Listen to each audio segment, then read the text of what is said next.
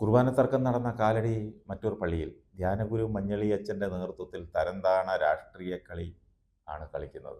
15 പേർക്കെതിരെ കേസെടുത്ത് കോടതിയിലേക്ക് പോയതിന് പിന്നാലെയാണ് അച്ഛൻ്റെ മുറിയിൽ വെച്ച് തീരേണ്ട കാര്യം വിശ്വാസികളെ രണ്ട് തട്ടിലാക്കി തമ്മിൽ തല്ലിച്ചത്.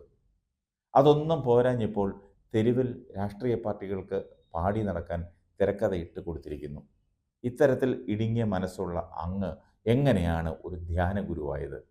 അങ്ങ് ഇത്രയും നാൾ പറഞ്ഞതും പഠിപ്പിച്ചതും ഈ സംഭവം തമ്മിൽ കൂട്ടി വായിക്കുമ്പോൾ അങ്ങൊരു കുഞ്ഞാടിൻ്റെ വേഷം കെട്ടിയ കുറുക്കനാണെന്ന് ആരെങ്കിലും പറഞ്ഞാൽ തെറ്റു പറയാൻ പറ്റുമോ? അച്ഛൻ തന്നെ സോഷ്യൽ മീഡിയയിൽ വോയിസ് സന്ദേശം ഇട്ടതും പിന്നീട് 15-ൽ 11 പേരുമായും പരസ്പരം സംസാരിച്ച് പിരിഞ്ഞതിന് പിന്നാലെ പ്രതികാര മനോഭാവത്തോടെ സ്വന്തം ഇടവക വിശ്വാസികളോട് പെരുമാറുന്നത് ശരിയാണോ എന്ന് അച്ഛൻ തന്നെ സ്വയം ഒന്ന് ചിന്തിക്കണം. രാഷ്ട്രീയക്കാർ പോലും കാണിക്കുന്ന സാമാന്യ മര്യാദ അച്ഛൻ കാണിക്കാതെ പ്രതികാര ചിന്തയുമായി വെള്ളക്കുപ്പായമിട്ട് നടക്കുന്നത് കാണുമ്പോൾ വിശ്വാസികൾക്ക് പുച്ഛമാണ് തോന്നുന്നതെന്നാണ് പലരും പങ്കുവച്ചത്. ഇതുപോലെ മനുഷ്യത്വമില്ലാത്ത കാര്യങ്ങൾ നടത്തിയിട്ട് എങ്ങനെ വിശ്വാസികളുടെ മുഖത്ത് നോക്കി വിശുദ്ധ കുർബാന അർപ്പിക്കാൻ അച്ഛന് കഴിയുന്നു?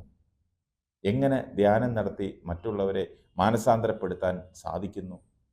എന്തായാലും പള്ളിമേടയിൽ തീരേണ്ട കാര്യം രാഷ്ട്രീയക്കാർക്ക് മുതലെടുപ്പ് നടത്താൻ ഇട്ടുകൊടുത്ത ധ്യാനഗുരുവിനും യഥാർത്ഥ സത്യമറിഞ്ഞിട്ടും അത് ഏറ്റെടുത്ത നാട്ടിലെ ഇടത് രാഷ്ട്രീയക്കാർക്കും ബിഗ് സല്യൂട്ട്.